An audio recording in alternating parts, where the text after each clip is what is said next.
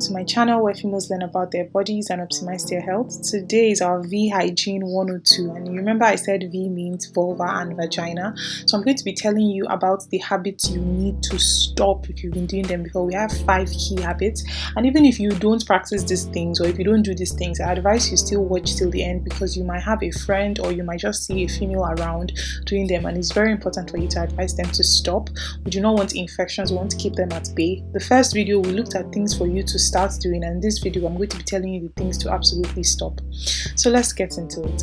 The first thing I'm going to be talking about is G-strings or thongs. There are so many advantages for wearing a thong, from not allowing your panty line to show to some certain kind of clothes that would not be nice if you don't wear them with a thong.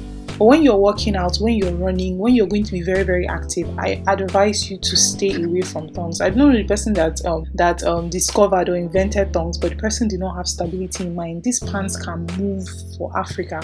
They can move back to front. They can just keep moving. And if you're running or you're working out, that can predispose you to moving things from the back, that's your anus, to the front, which is the vulva, and we do not want that. So if you know you're going to be working out, if you know you're going to be running, I advise you to wear very stable and fuller panties. So no matter how your leg is moving up and down, the panties can stay still and stay in one place.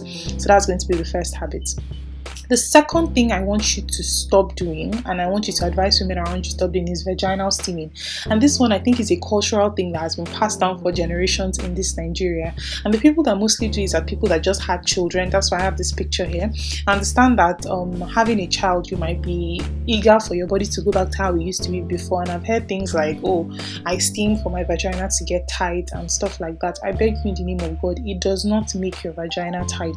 Steaming does not make your vagina tight. So if this is something you've been doing before, and you know someone that has been doing it, I advise you to tell them to absolutely stop. If anything, it actually even makes the vagina wider, because the things that keep your vagina tight are actually proteins. And do you know what heat does to proteins? Heat denatures them and breaks them down. I understand that having a child is a very, very big experience. I understand that you might be eager to get your body back, but I just want you to relax and take it easy.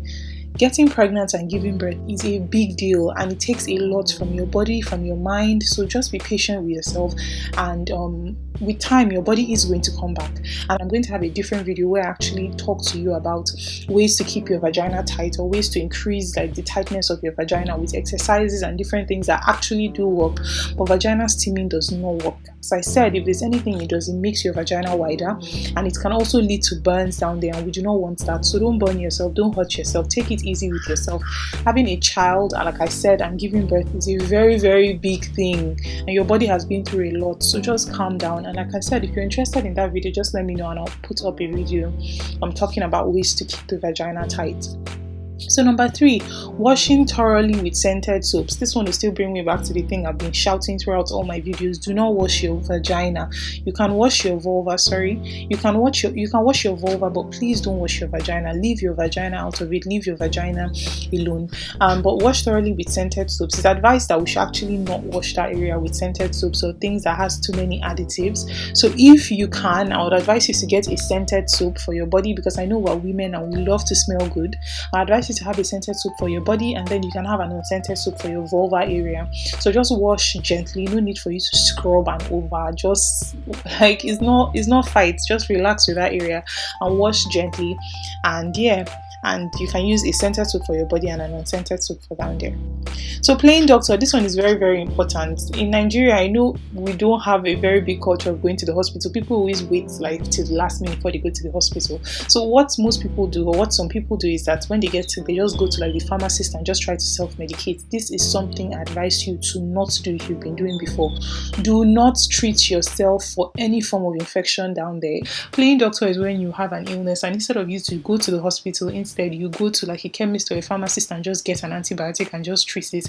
And in most instances, the infection or the thing that is like, let's say for example you're itching now, when you treat with the antibiotics, the itching might go, but the problems that can arise later from not going to the hospital is a lot, and I'm going to be explaining that to you. When you come to the hospital, some tests are run, and what these tests will tell us is that this is what is causing the infection. I want you to know that when we're saying infection, there are hundreds of things and hundreds of bacteria that can actually cause infections, and based on the type of bacteria that is causing your infection, that's the kind of antibiotic that you're going to be given. So if your infection is caused by either a bacteria or a fungi, then when you come to the hospital, we can tell you, okay, this is the right antibiotic to take. And even if we tell you about the right antibiotic, it doesn't stop there.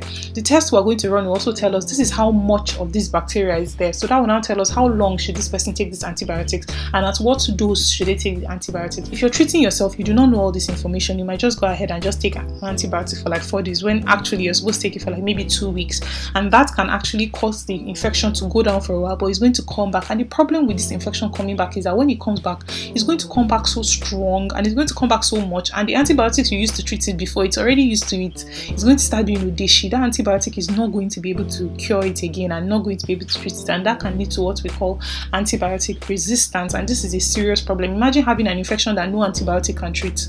You just have to be suffering with the symptoms for a long time. So this is something that can come about from playing doctor. So I just want you to know that treating yourself sometimes is even worse than not even treating yourself at all. So once you have an infection, do not play doctor. If this is something you normally do, your mom or your sister, when they just have like an infection, they just want to go and buy from the chemist, tell them, I beg, don't. Let's go to the hospital and find out what's wrong. I'm going to have a different video where I'll talk about playing doctor, and I'll explain to you why actually taking antibiotics is actually very, very dangerous when you don't have like a doctor's prescription. So just look out for that video, but just know that this is one of the do not on our list of things not to do. So yes, the 5th thing is multiple sexual partners. This one will be a gist for like a whole series that we have to talk about. And the reason why I put it here is that the more people you're having sex with, the more you're at a higher risk of getting infection, the more likely you are of getting infection. I want you to know that minus even infections, unwanted pregnancy is there. And multiple sexual partners is one of the things that can actually predispose a woman to having cervical cancer. These are things I'm going to be talking about in detail in other videos. So I would advise you that if this is a lifestyle that you've adopted and if it's something you do, you have to have all the information at your fingertips so you can protect yourself, because all the things that can come down from having multiple sexual partners is a lot, and you do not want to go through that. And obviously your vagina and your vulva health is very, very important to your well-being. So multiple sexual partners is something I would advise you to not to do. But like I said, if you want to do it, and if this is something you already do, then you have to have all the information you need. So I'm going to be having videos talking about pregnancy, talking about infections, talking about cervical cancer. So look out for those videos and make sure you're informed on all the things that can go wrong and how you can prevent them from going wrong, so you don't fall victim to that, basically. So yes, the next thing we're going to be exploring is FBI training. Like when I say FBI training, I don't mean Nigerian police. I'm talking about correct investigational work. I'm going to be teaching you how to spot a problem when it comes up, and how to know that okay, something is wrong, so you can find help and seek help immediately. So look out for my next video. At the end of that video, you're going to be a master of spotting a problem. Look, if one of your friends even has an infection, you tell her, oh yeah, sit down, what are your symptoms? If she mentions some things, you'll be like, oh yeah, let's go to the hospital. And if it's not so severe, then yeah, so just look out for that video. So see you on my next video. Bye.